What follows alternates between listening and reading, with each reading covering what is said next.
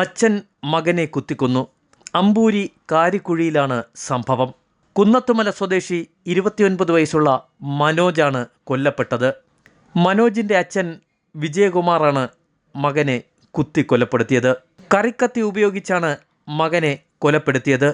വസ്തുതർക്കത്തെ തുടർന്നുള്ള കുടുംബ വഴക്കാണ് കൊലപാതകത്തിലേക്ക് നയിച്ചതെന്നാണ് പ്രാഥമിക നിഗമനം.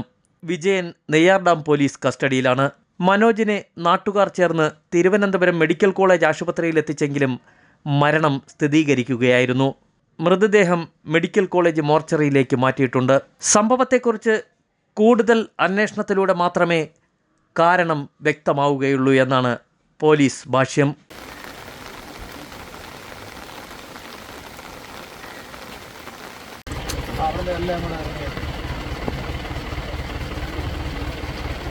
കൊലപാതകത്തെക്കുറിച്ച് പോലീസ് അന്വേഷണം നടത്തിവരികയാണ്.